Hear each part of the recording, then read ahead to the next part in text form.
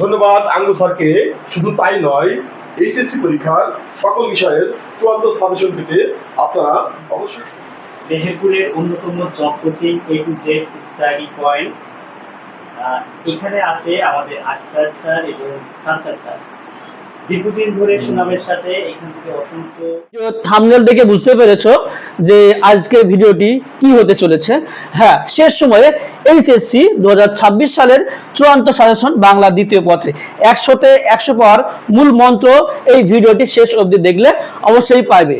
আর মনে রাখবে, এই ভিডিওটি শেষ অবধি সাজেশন যদি কেউ ভিডিওটি দেখে সম্পূর্ণ দেখে যদি কেউ আমাদের ভিডিওটি শেয়ার করে এবং তা স্ক্রিনশট দিয়ে ইনবক্স করে, তাহলে এই ফ্রি আমরা পিডিএফটি দিয়ে দেবো, সাজেশন পিডিএফটি। অবশ্যই ভিডিওটি কন্টিনিউ করো। আসলে ক্লাসটি শুরু করে দিই।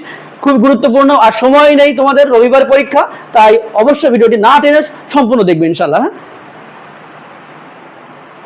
দেখো বাংলা দ্বিতীয় পত্রে ফাইনাল সাজেশন, একবারে ফাইনাল সাজেশন। দেখো প্রথমে কি তোমাদের স্মরণ করে দিচ্ছি মানবন্টনটা।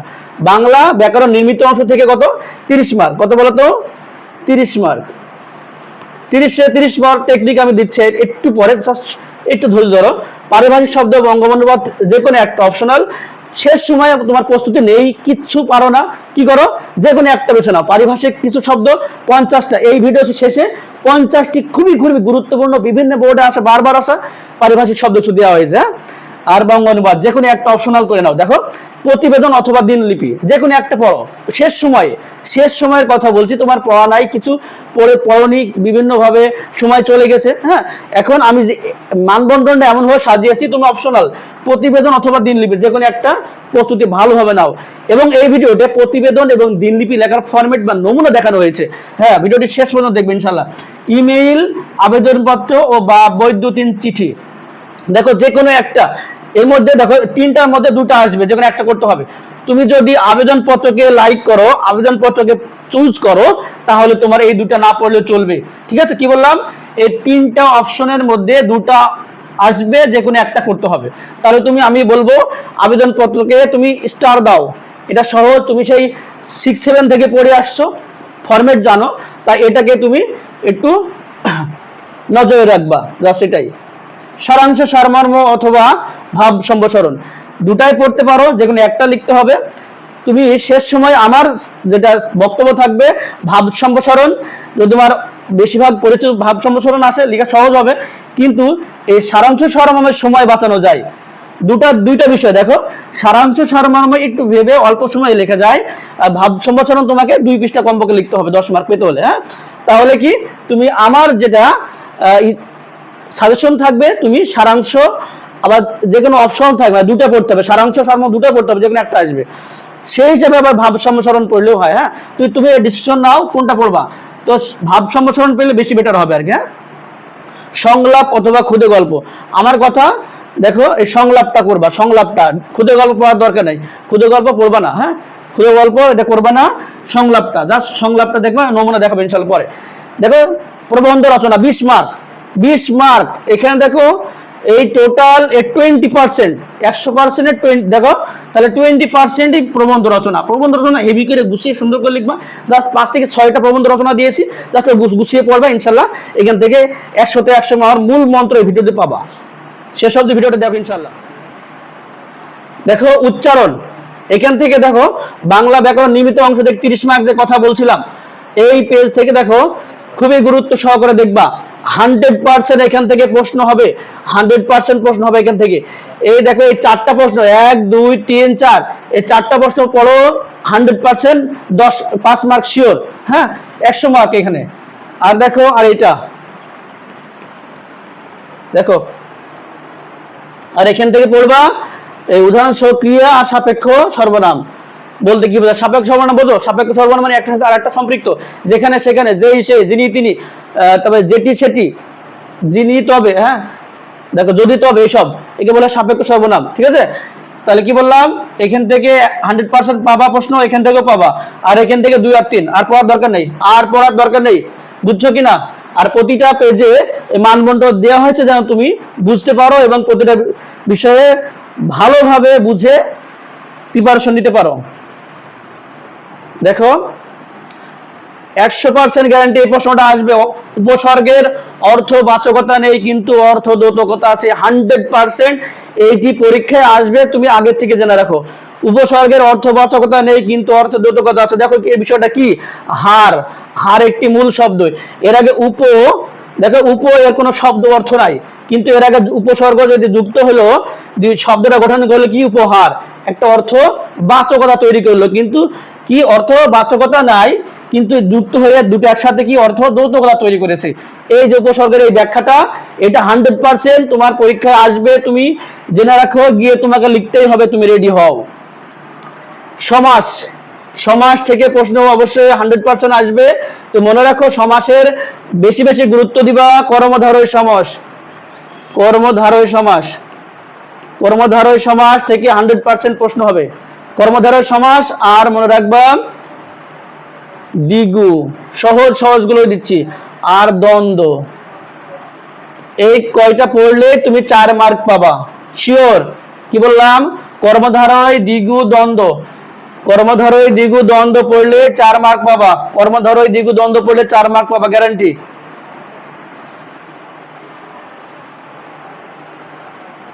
দেখো অপপ্রয়োগ শুদ্ধ প্রয়োগ খুবই গুরুত্বপূর্ণ, সাজেশনমূলক। এই যে ভিডিওটি দেখছো, এখান থেকে তুমি দিক নির্দেশনা নিয়ে 1 রাতের মধ্যে তুমি 100% প্রস্তুতি নিতে পারবে ইনশাল্লাহ। বাক্যতত্ত্ব 100% গুরুত্বপূর্ণ। জাস্ট এই 3টা প্রশ্ন পড়বা, আর কোনো প্রশ্ন পড়ার দরকার নেই। আমি যে প্রশ্নগুলো দিচ্ছি এগুলো বারবার বিগত সালে রিপিট হওয়া প্রশ্ন, এইগুলোই ঘুরে ঘুরে আসে। তুমি এই 3টা প্রশ্ন পড়ো, বাক্যতত্ত্ব কভার হবে ইনশাল্লাহ।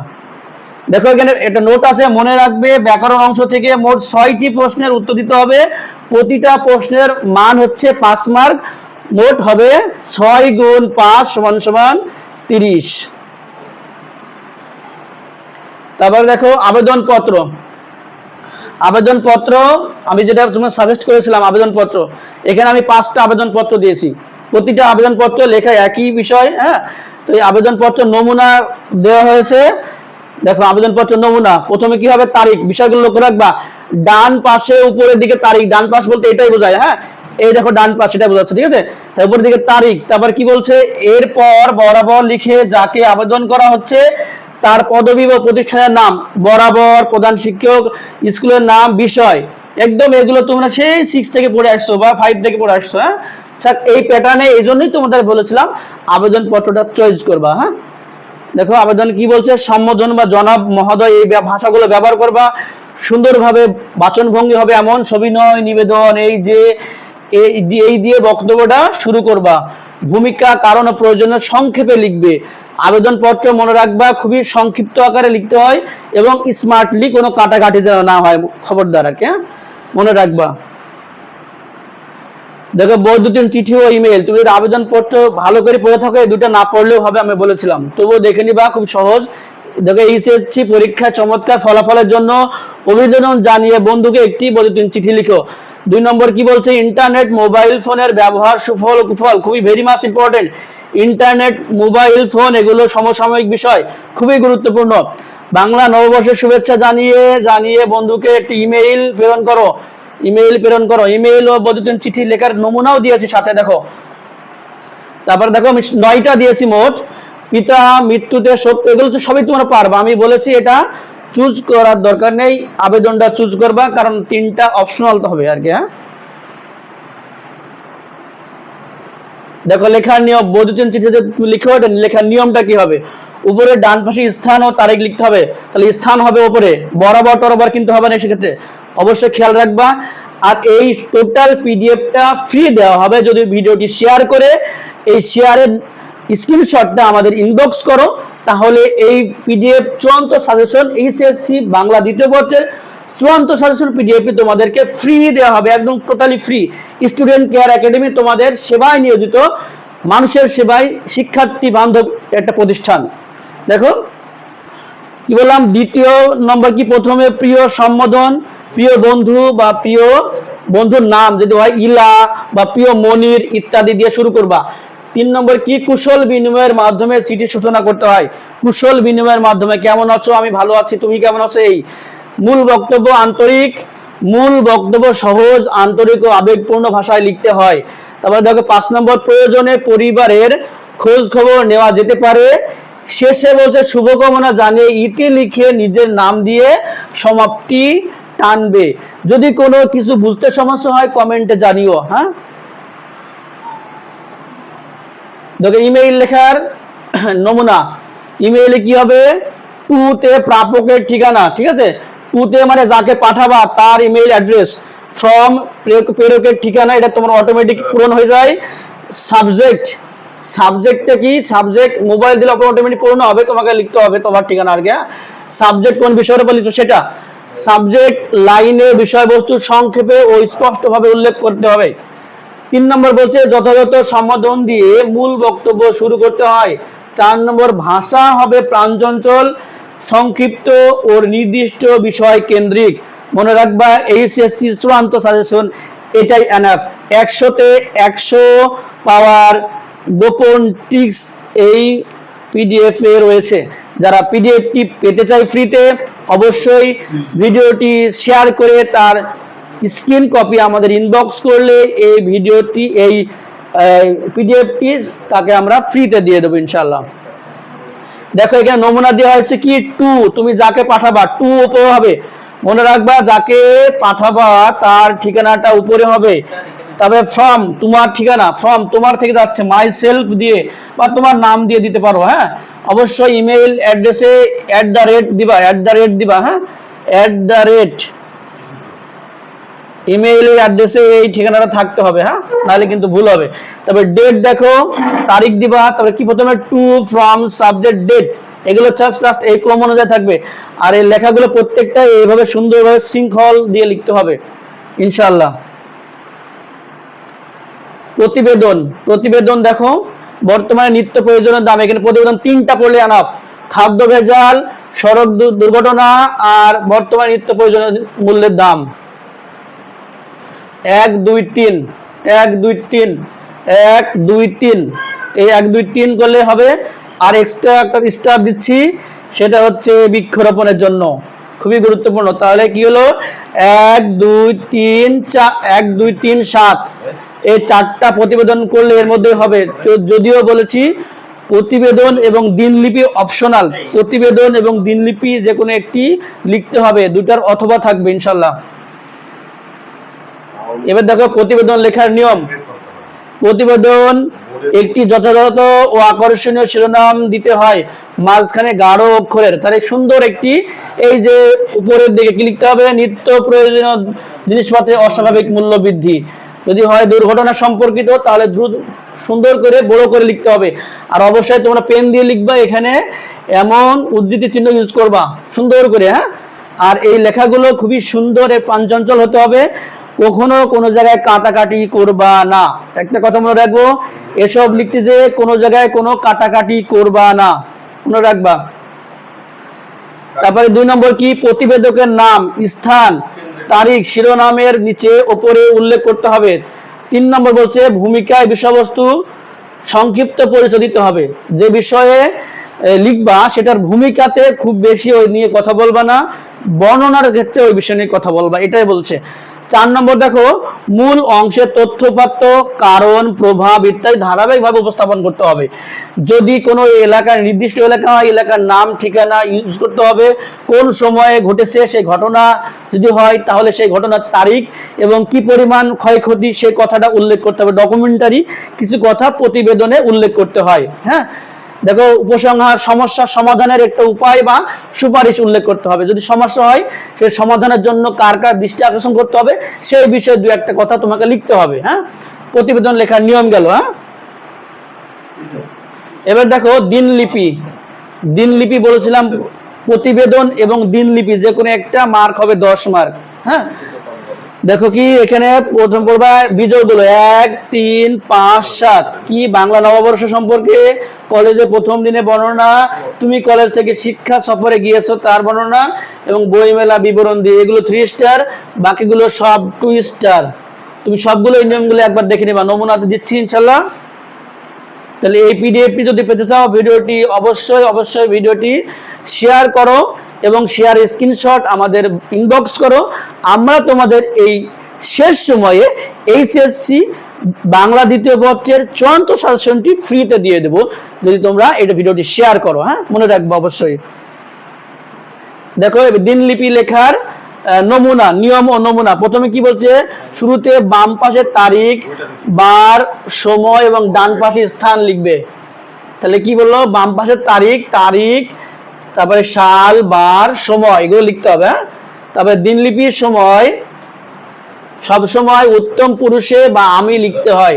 তা দিনলিপি যদি তুমি লিখছো তাহলে লিখবে কি, আজ পয়লা বৈশাখ, আমি খুব ভোর ঘুম থেকে উঠে দেখি চারদিকে উৎসবের আমেজ, মা নতুন জামা এগিয়ে দিলেন পরে রমনার বটমূলের ছায়ানটে অনুষ্ঠান দেখতে গেলাম বন্ধুদের সাথে। তাহলে তুমি নিজে বলছো উত্তম পুরুষ, তাহলে আমি হয়ে এই জিনিসটা বর্ণনা দিতে হবে, তুমি ওই সময় ওই অনুষ্ঠানে উপস্থিত ছিলে, এটা ভাষা দিয়ে প্রকাশ করতে হবে। হ্যাঁ, অবশ্যই যদি কোনো বিষয়ে সমস্যা হয় ইনবক্স করবা বা কমেন্টে জানাবা, আমরা দ্রুত সেটা সমাধানের চেষ্টা করবো ইনশাল্লাহ। প্রবন্ধ রচনা 20 মার্ক, খুব একটা হিউজ একটা মার্ক, 20 মার্ক।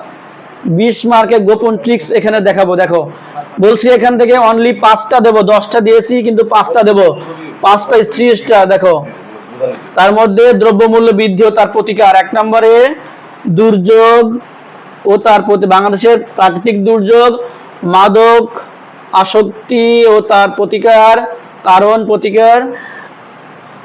দেখো মানব কল্যাণে বিজ্ঞান বা কৃষিকাজে বিজ্ঞান। তাহলে হচ্ছে 4টা, আর একটা দেবো। হ্যাঁ, একটা দেবো। আর বাংলাদেশের পর্যটন শিল্প, পরিবেশ দূষণ ও তার প্রতিকার। পরিবেশ দূষণ এই প্রাকৃতিক দুর্যোগের মধ্যে হয়ে যাবে। হ্যাঁ, তুমি এটা করবা। বাংলাদেশের পর্যটন শিল্প, এই 5টা 3 স্টার। এই 5টার মধ্যে ইনশাআল্লাহ তোমরা কমন পাচ্ছ, মনে রাখবা। আর অবশ্যই এটা মনে রাখবা, প্রবন্ধ রচনায় অবশ্যই তোমরা পয়েন্ট দিয়ে লিখবা। যদি কোনো বিষয় সমস্যা বা নেগেটিভ বিষয় হয় তার কারণগুলো উল্লেখ করবা, কারণগুলো উল্লেখ করার পরে ওটার সমস্যা, কি কি সমস্যার সম্মুখীন হচ্ছ সেটা উল্লেখ করবা। তারপরে সেই সমাধানের জন্য কি কি পদক্ষেপ নিতে পারি আমরা সেই বিষয়ে অনেক লম্বা বর্ণনা দিবা। 20 মার্ক কম না, তোমাকে অবশ্যই 17 বা 18 মার্ক পেতে হবে, সেই টার্গেট নিয়ে লিখবা, অনেক ভালো করে গুছিয়ে লিখবা। যদি মনে করো তুমি পয়েন্ট পাচ্ছ না তাহলে সুন্দর করে আলাদা আলাদা বর্ণনা তুমি কি প্যারা করে লিখতে পারো। প্যারা করে মনে করো যেটা লিখেছো এই প্যারা তুমি কোনো হেড দিতে পারো নাই, এবারে এখানে আরেকটা বর্ণনা দিবা, ওই বিষয়েরই একটু ভিন্ন বর্ণনা দিবে এটা। হ্যাঁ, তার মানে প্রতিটা আলাদা আলাদা বর্ণনা দিয়ে প্যারা করে লিখবা, তাহলে কি, তাহলে সৌন্দর্য বাড়বে লিখবার। হ্যাঁ, লেখার সৌন্দর্য মানেই কিন্তু এক্সামিনারের দৃষ্টি আকর্ষণ হবে। হ্যাঁ, অবশ্যই সুন্দর করে লিখবা, তাহলেই কিন্তু তুমি মার্কটা পাবা। তুমি ভালো জানো নট ভ্যালু, তুমি ভালো লিখেছো এটাই হচ্ছে গুরুত্বপূর্ণ বিষয়। তুমি ভালো লিখতে পারছো কিনা, দ্রুত লিখতে পারছো কিনা, নিজের জ্ঞানটাকে নিজে লিখে ফুটে তুলতে পারছো কিনা, এটাই মূল ফ্যাক্ট। হ্যাঁ, তুমি অনেক জ্ঞানী, কোনো কিচ্ছু নাই। হ্যাঁ, তবে দেখো ভাব সম্প্রসারণ ও সারমর্ম, বলেছিলাম সারমর্ম সারাংশ 2টা আছে, তাই এটা তুমি বাদ দিয়ে ভাব সম্প্রসারণকে অগ্রাধিকার দিবা, বুঝছো? কারণ সারাংশ সারমর্ম 2টা বিষয়, তাহলে তুমি এটাকে বাদ দিয়ে এটা পড়বা।